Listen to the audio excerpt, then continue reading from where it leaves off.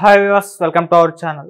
ఒకప్పుడు టాలీవుడ్లో అండ్ బాలీవుడ్లో ఒక టాప్ పొజిషన్లో ఉన్న హీరోయిన్ జయప్రద గారు. సో ఇప్పుడు ఆమె కనబడకుండా పోయారు అని చెప్పేసి ఒక న్యూస్ అయితే సోషల్ మీడియాలో కానివ్వండి, మీడియాలో కానివ్వండి ఫుల్ వైరల్ అవుతుంది. అసలు ఎక్కడికి వెళ్ళారు, ఎందుకు మిస్సింగ్ అని ఇలా వైరల్ అవుతుంది, అసలు ఏం జరిగింది? సో ఈ అంశం మీద డిస్కస్ చేయడానికి ప్రజెంట్ మనతో పాటు సీనియర్ జర్నలిస్ట్ జగదేవ్ గారు ఉన్నారు. వారిని అడిగి తెలుసుకుందాం. నమస్కారం సార్. నమస్తే అండి. సార్, జయప్రద గారు మరి ఒకప్పుడు టాలీవుడ్ అండ్ బాలీవుడ్లో టాప్ పొజిషన్లో ఉన్నారు. సో అటు పొలిటికల్గా కూడా ఆమె బీజేపీ పార్టీలో చేరారు, కాస్త ఒక మోస్తారుగా అయితే రాణించారు కూడా. సో ఇప్పుడు ఆమె కనిపించడం లేదు అని చెప్పేసి ఒక వార్త అయితే వైరల్ అవుతుంది. అసలు ఏం జరిగింది, ఎందుకు సార్? యాక్చువల్గా 2019లో ఏదో సమ్ పూర్ అని వస్తుంది ఉత్తరప్రదేశ్లో నియోజకవర్గం, అక్కడ నుంచి బీజేపీ తరఫున పోటీ చేశారు. అంతకుముందు సుదీర్ఘ రాజకీయ ప్రయాణం ఉంది.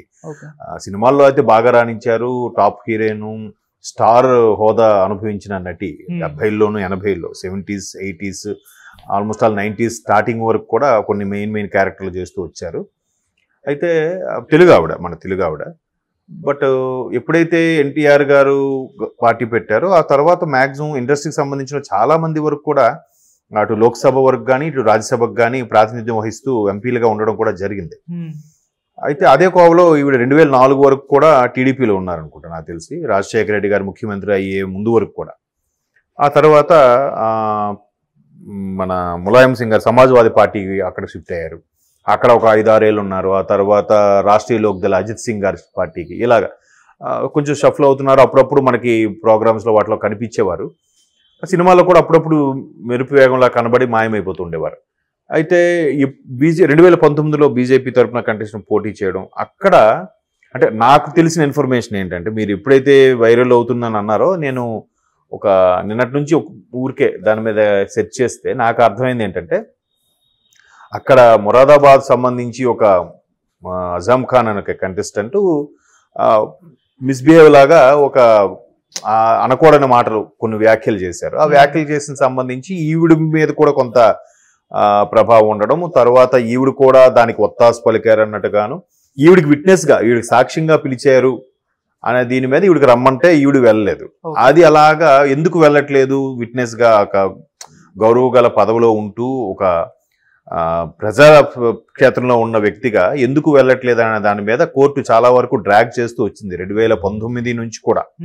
సో మన రీసెంట్గా నవంబర్లో జరిగిన ఇష్యూ కూడా కోర్టు వాయిదాలు ఇస్తూ పోస్ట్ పోన్ చేసి వస్తుంటుంది కదా. అంటే మ్యాక్సిమం తప్పు ఎక్కడ జరిగినా కూడా, తప్పు జరిగినప్పుడు దాన్ని ఎలా చెప్పాలి, మ్యాక్సిమం ఎక్స్క్యూజ్ చేస్తారు. బట్ ఎవరైతే తప్పు చేయలేదు అనుకుంటారో వాళ్ళు శిక్షించబడకూడదు అనే కాన్సెప్ట్తో మ్యాక్సిమం అవకాశం ఇస్తూ ఉంటారు. సో ఈవిడి విట్నెస్కి పిలవడం, లేదంటే ఈవిడ మీద కొన్ని ఎలిగేషన్స్ వచ్చాయి.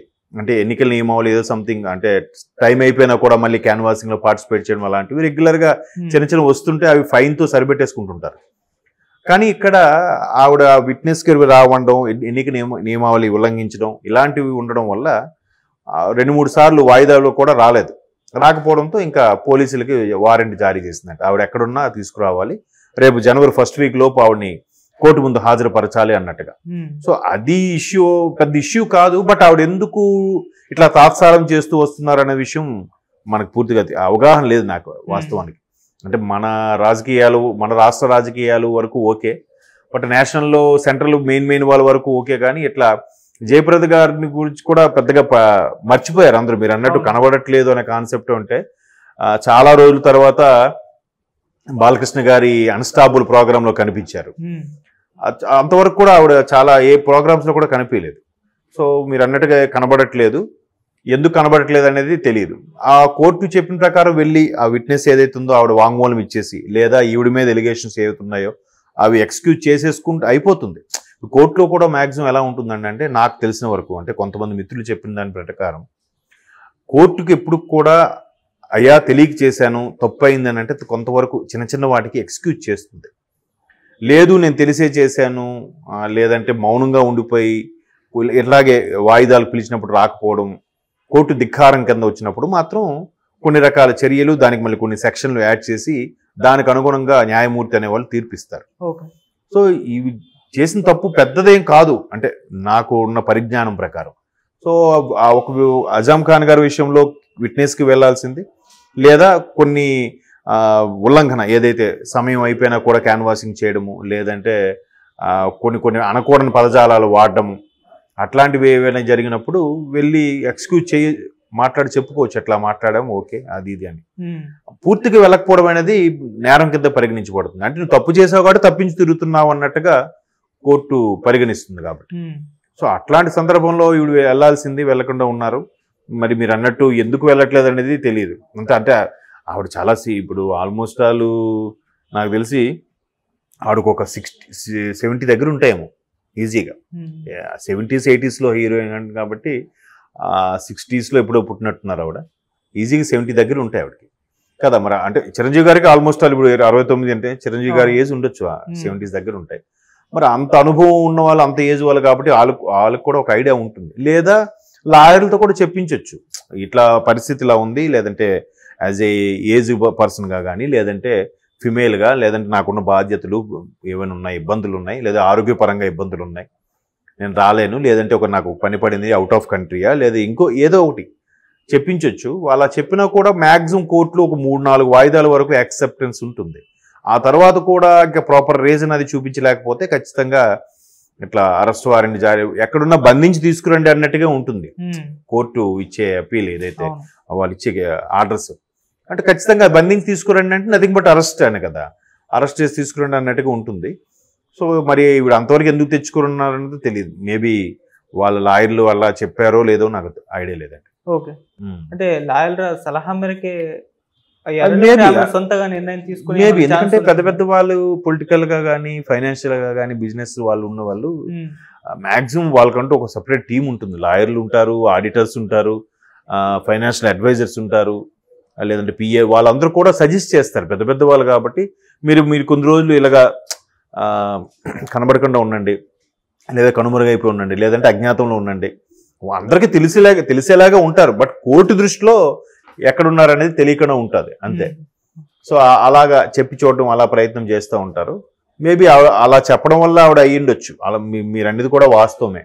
ఎందుకంటే పెద్ద పెద్ద సీనియర్ లాయర్స్కి వాళ్ళకి చాలా లాలో ఉండే ప్లస్ పాయింట్స్ తెలుసు, మైనస్ పాయింట్లు తెలుసు, ఎక్కడ ఎలా తప్పించుకోవాలి, ఎక్కడ ఎలా ప్లాన్ చేయాలో కూడా వాళ్ళకి తెలిసే ఉంటుంది. మీరు అన్నట్టు కరెక్టే, అంటే 70 years దగ్గర ఉంది, అంత అనుభవజ్ఞురాలు, ఎన్నో చూసే ఉంటారు ఆవిడ. ఎందుకంటే సుదీర్ఘ రాజకీయ అనుభవం ఉంది, దగ్గర ఒక 20 ఏళ్ళ పైనే రాజకీయ అనుభవం ఉంది. ఆ తర్వాత సినిమాల్లో చేశారు, బిజినెస్లు చేశారు, చాలా అనుభవం ఉన్నారు కాబట్టి మేబీ మీరు అన్నట్టు లాయర్ల సజెషన్ మేరకే అట్లా ఎవరికి కనబడకుండా ఉన్నారేమో మేబీ. ఓకే, సో స్టార్టింగ్ లో అంటే ఈ కేసు ఎప్పటి నుంచో నడుస్తుంది కాబట్టి వాయిదాలకు అటెండ్ కాకపోవడంతో చాలా మంది ఏమనుకున్నారంటే బీజేపీ అండ చూసుకొని మీలా ప్రవర్తిస్తుంది అన్న అప్పట్లో రూమర్స్ అయితే వచ్చాయి. మరి దానిపైన మీ ఒపీనియన్? అయినా అయి ఉండొచ్చండి, ఎందుకంటే సెంట్రల్ మెయిన్ బీజేపీ ఉంది.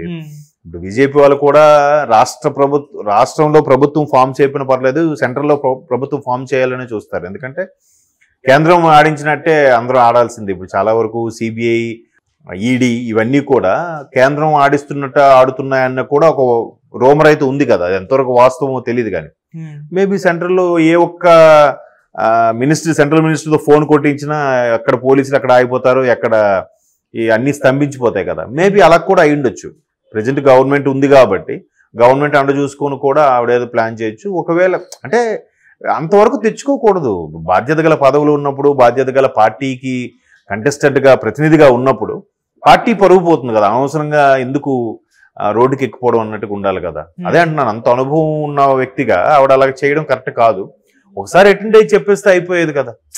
మేబీ ఎన్నికల ఉల్లంఘన విషయంలో కానీ, లేదంటే ఆజం ఖాన్ గారి ఏదైతే ఆయనకు చేసిన వ్యాఖ్యలకి విట్నెస్గా ఆవిడ పిలవడం కానీ, వాస్తవానికి ఏది వాస్తవం కూడా మనకు పూర్తిగా తెలియదు. మనం కూడా అది ఎవరో మిత్రులు చెప్పింది తెలుసుకున్న దాని ప్రకారం చెప్తున్నాను. అది వాట్ ఈజ్ వాట్ అని చెప్పి ఎక్స్ప్లెయిన్ చేస్తే క్లియర్ అయిపోతుంది కదా. దాన్ని అంతవరకు పేకల వరకు తెచ్చుకోవడం ఎందుకు, చిన్న ఇష్యూని. సో మరి మేబీ మీరు అన్నట్టు లాయర్ సజెస్ట్ చేస్తే ఆవిడ అలా ఉన్నారో, లేదంటే సెంట్రల్లో బీజేపీ ఉంది కాబట్టి బీజేపీ అభ్యర్థిగా కంటెస్ట్ చేశారు కాబట్టి ఇంకా సత్సంబంధాలు, ఆ కాంటాక్ట్స్ ఉంటాయి కదా. సో ఆ ధైర్యంతో, ఆ అండతో కూడా మేబీ అలా ఉన్నారేమో. లేదా మరే ఇతర కారణాలైనా అయిండొచ్చు. అసలు అనారోగ్య కారణాలు కూడా అయిండొచ్చు కదా, ఏజ్ ఫ్యాక్టర్ వల్ల చెప్పలేం. బట్ మన దృష్టిలో జయప్రద గారు అంటే ఇప్పటికీ స్టిల్ బ్యూటీ అని అనుకుంటాం. సర్టెన్ ఏజ్ వచ్చాక ఏ బ్యూటీ ఆరోగ్యం సహకరి అప్పుడు వాళ్ళు కాబట్టి ఇంకా స్ట్రాంగ్ ఉన్నారు, వాళ్ళు ఫిజిక్ అది మెయింటైన్ చేస్తారు కాబట్టి. ఓకే, ఇప్పుడు ఎలా ఉండదు పరిస్థితి చెప్పలేదు. Okay, thank you sir. Thank you.